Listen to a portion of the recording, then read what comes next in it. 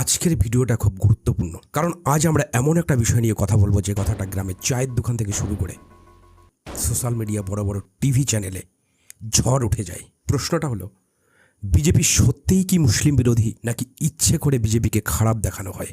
আজকে আমরা আবেগে নয়, খোলাখুলিভাবে পুরো বিষয়টা বুঝব।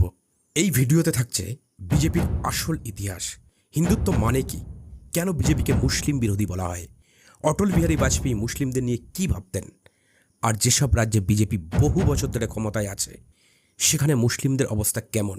ভিডিওটি শেষ পর্যন্ত দেখুন, কারণ শেষে এমন একটা কথা বলবো যেটা শুনে হয়তো আপনিও নতুন করে ভাবতে বাধ্য হবেন। বিজেপির শুরু কোথা থেকে? আজকের এই বিজেপি হঠাৎ করে তৈরি হয়নি, এর পেছনে অনেক পুরনো ইতিহাস আছে। আগে ছিল জনসংঘ, আর পরে সেটাই বদলে হয় বিজেপি, ভারতীয় জনতা পার্টি।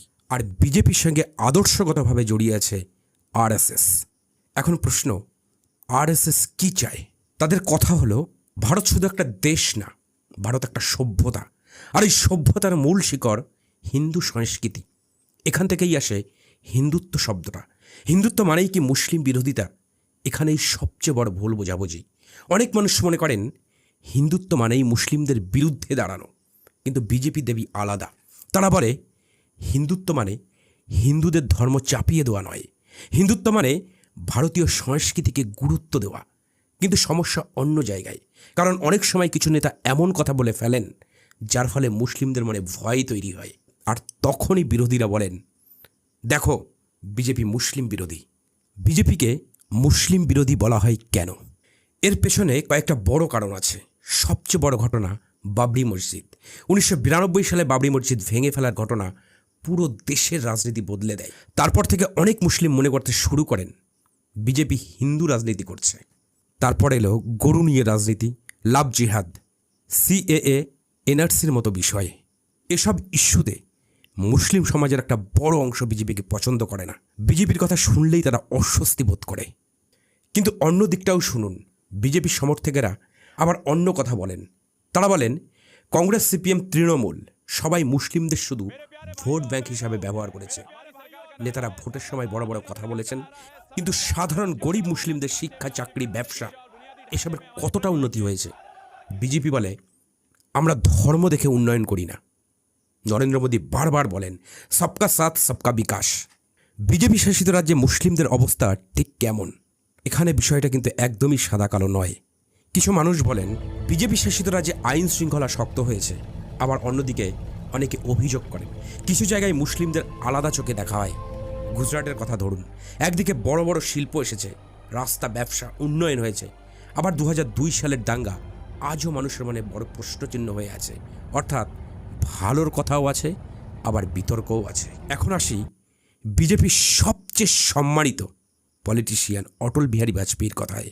তিনি বিজেপির নেতা ছিলেন ঠিকই, কিন্তু তার ভাষা ছিল অত্যন্ত সংযত, নরম। তিনি বলতেন ভারত সবার দেশ, হিন্দু, মুসলিম, খ্রিস্ট, জৈন প্রত্যেকেরই ভারতের প্রতি অধিকার আছে, সবাই মিলে ভারত। 2002 সালে গুজরাট দাঙ্গার সময় তিনি নরেন্দ্র মোদীকে রাজধর্মের পাঠ দিয়েছিলেন। चीफ मिनिस्टर के लिए मेरा एक ही संदेश है कि वो राजधर्म का पालन करें। राजधर्म राजा के लिए, शासक के लिए प्रजा प्रजा में भेद नहीं हो सकता, न जन्म के आधार पर, न जाति के आधार पर, न संप्रदाय के आधार पर। हम भी वही कर रहे हैं साहब। मुझे विश्वास है कि नरेंद्र भाई यही कर रहे हैं। মানে সরকারের কাজ ধর্ম দেখে বিচার করা নয়, সব নাগরিককে সমানভাবে দেখা। এই কারণেই আজও অনেক মুসলিম মানুষ বাজপেয়ীকে সম্মান করেন। তাহলে সত্যিটা কি? সত্যিটা হলো বিষয়টা খুব জটিল। বিজেপির মধ্যে এমন নেতা আছেন যাদের বক্তব্য মুসলিমদের ভয় পাইয়ে দেয়, আবার বিজেপির মধ্যে এমন নেতাও আছেন যারা উন্নয়ন আর জাতীয়তাবাদের কথা বলেন। তাই পুরো দলকে এক লাইনে বিচার করা কঠিন। কিন্তু সবচেয়ে বড় কথা কি জানেন? সাধারণ হিন্দু গরিব আর সাধারণ মুসলিম গরিব দুজনের সমস্যা প্রায় একই। কারো চাকরি নেই, কারো ব্যবসা নেই, কারো ঘরে টাকার অভাব। কিন্তু রাজনীতি যখন ধর্ম নিয়ে লড়াই করায়, তখন সাধারণ মানুষই সবচেয়ে বেশি ক্ষতিগ্রস্ত হয়। আজ যদি একজন হিন্দু মনে করেন এই দেশ আমার, এই দেশ একমাত্র আমার, আর একজন মুসলিম যদি মনে ভাবে এই দেশে তো আমার কোনো জায়গাই নেই, তাহলে সবচেয়ে বড় ক্ষতি হবে ভারতবর্ষের।